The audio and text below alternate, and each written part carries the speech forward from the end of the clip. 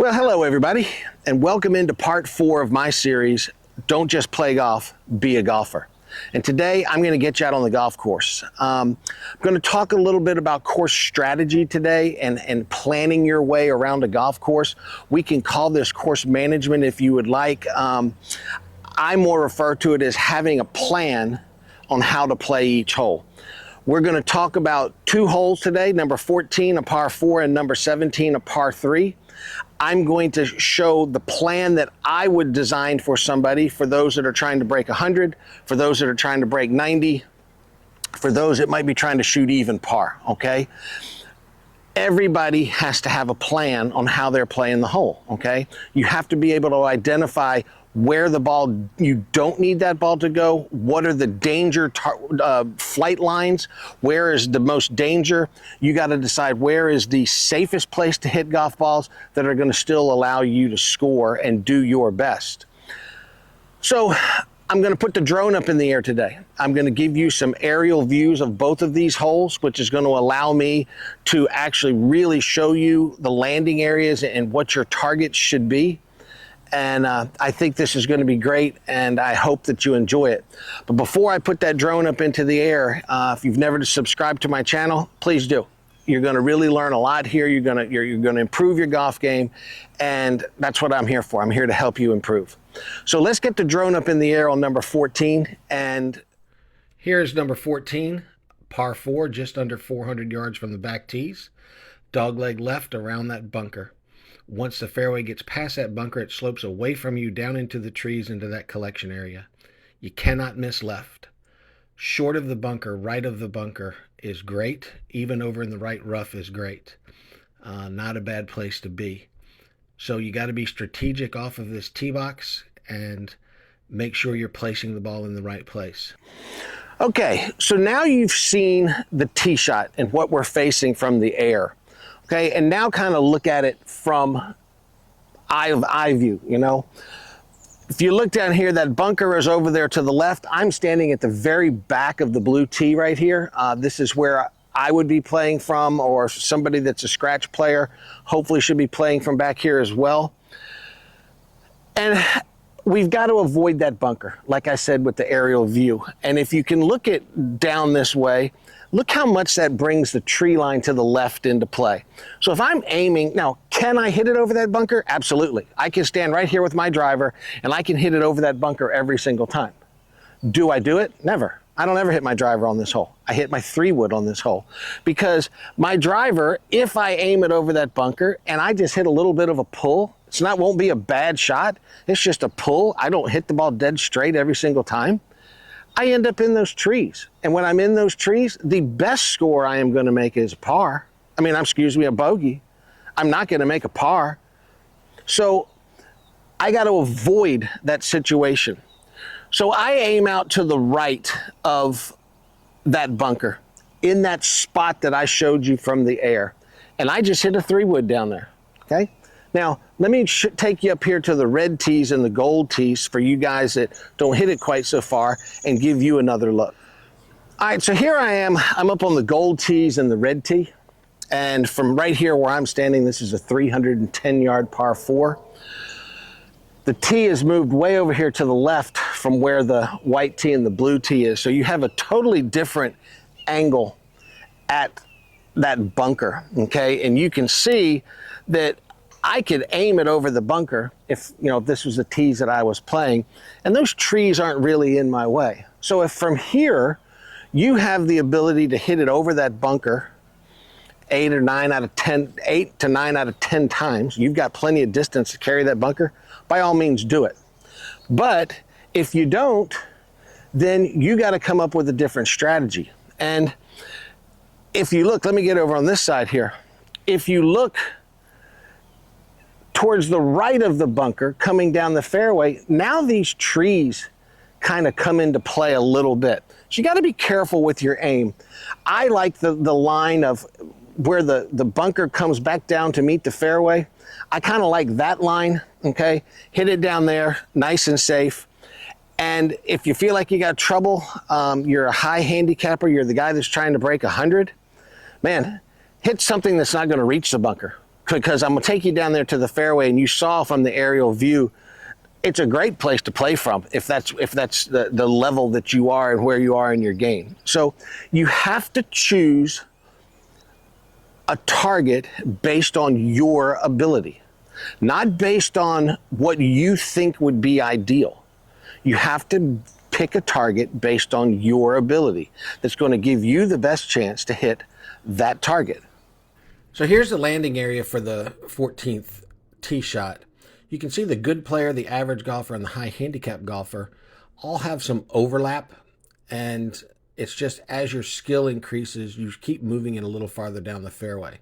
Bunker's no good. Long in those trees is no good. And the gold tee player, red tee player, if they can get it over that bunker, just be able to get it down the fairway a little bit farther. So let's go see what it looks like from the fairway. All right. Well, I am standing basically right on the 150-yard marker. And one thing about this hole, you saw how much it doglegged to the right.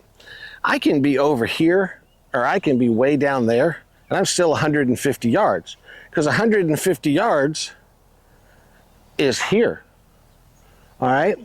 But I've stopped you back here kind of before the bunker. This is the safest landing area. And if you're that high handicapper, the guy trying to break 100, even the guy trying to break 90, this isn't a bad place to play from. You're not going to try and knock it on the green from here, but you're going to play down in front of the green. So nice target right here.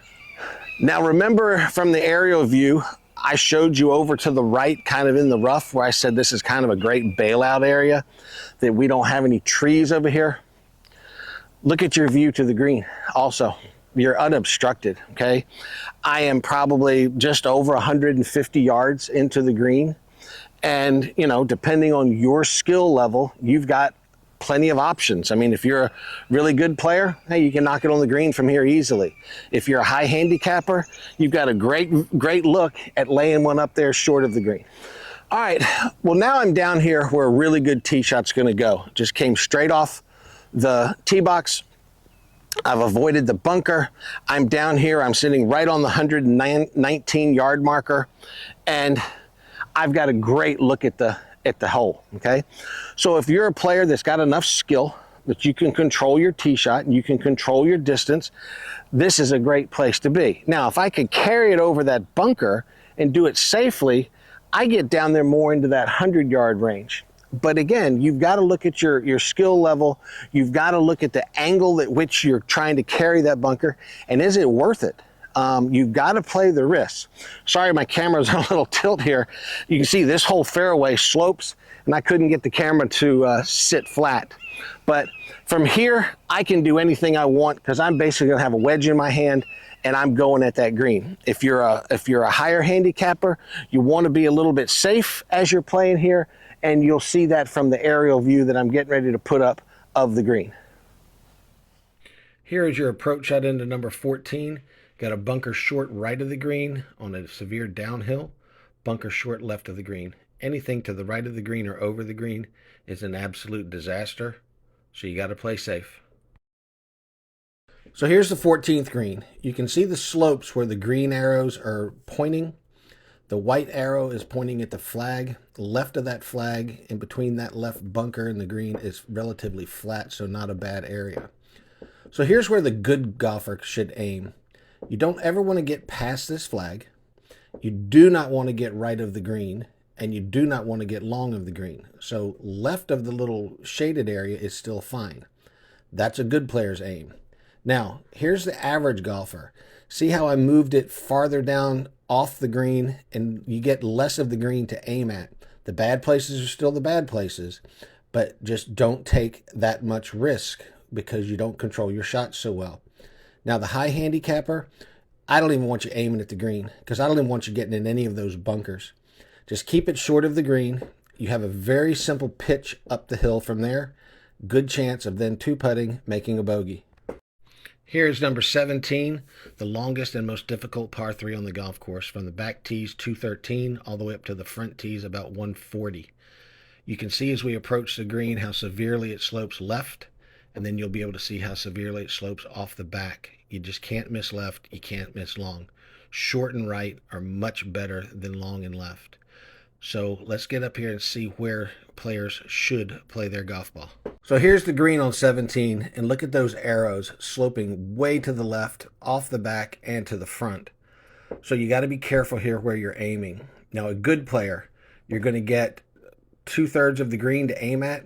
Short of the green and just a little right of the green are okay. That bunker and where the green check marks are still good. X's, no good. Now, the average player, you're just going to move a little bit more off the front of the green, get a little bit less of the green to aim at, because I want you safe. I don't want you over there where those red X's are. It's going to make you make a bogey at the best. You're not going to be able to get up and down from there. Now, the high handicap golfer, again, this is a hard, difficult hole. Don't even try and knock it on the green. Keep it out there in the fairway, short of the green, even where the green check mark is. That's okay.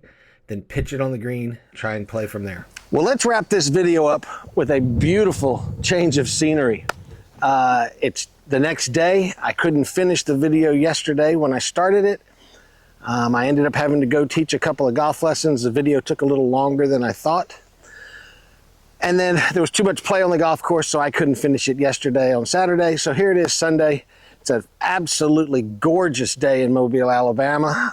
We have a breeze blowing out of the north. It's only like 81 degrees, 82 degrees, no humidity. We haven't seen anything like this since probably March. So I thought I would come down here to a friend of mine's and finish up this video on the bay. So you just saw two holes, 14 and 17. 17, the hardest par 3 on the golf course.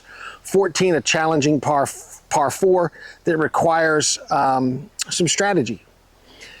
And the main thing that I want you to take away from this video is properly assess your skill level. This is one of the biggest areas I see people make mistakes. They just think they're better than they are. And you can't base decisions off of one shot in your history. Hey, this one time I hit this drive that went 240 yards and it had a draw and it was right down the middle of the fairway. You got to base your decisions on what is your normal, and a lot of times, what's your bad shot. So assess your game properly, and then make a plan for each hole that you have at your golf course, okay? If you're going someplace new, you know, look at the scorecard, look at the picture of the hole. Everybody's got a video out there now of their golf course. They've got a website. Do a little research, and but make a plan. And if you make a plan, and if you stick to your plan, and if you hit shots that are within your capabilities of hitting, you will definitely shoot lower scores. You will shoot those lower scores more often, and you are going to have a much better time playing golf. Now, for you high handicappers and you average golfers, I'm not going to tell you to stand here and keep hitting to those ultra conservative targets, because that's what we do in golf. We choose a very conservative target and we get aggressive to that target. So the conservative targets changed for every level of golfer. The high handicapper, the beginner's target, is different than the average player's target because the average player has more skill. The good player, the scratch player, their target is different than the average player's target because they have more skill. So if you were that high handicapper, hey, try to achieve more skills so you can change your targets, and therefore you can lower your score more. For you average golfer, increase your skill level. Get better, take lessons, listen to the golf pro, do what they say, and improve your golf swing, improve your skills, so you can then change your targets. Because here's what I will tell you that I know for a fact does not work. You can't be a high handicapper and aim at the good player's target. You can't be an average player and try and hit it to the good player's target, because you're going to fail. And when you fail, your score goes up. So I hope that y'all enjoyed this video. I hope that it's put a little light on how to play golf and be a golfer. I hope it changes the way that you play golf, because again, what am I trying to do here? I'm trying to help you play better golf. That's my goal. My goal on YouTube is to help you play better golf. And I'm not trying to reach the masses. I'm trying to reach those who actually want to learn and who actually want to play golf the correct way. So for all you golfers out there that are watching, I thank you so much. Make sure that you check back into the series. I'm going to get a hold of my former pro, my tour player friend, and we're going to set up some time and some dates for me to go meet with him so that we can get a couple of really great videos coming down the stretch. I may throw one more in there before we talk to Gary, but listen, thanks so much for coming in. If you've never subscribed to my channel, please do, because again, I'm here to make you better. And listen, folks, don't just go out there and play golf. Go out there and be a golfer and shoot lower scores. Thanks, y'all. I'll see you in the next video.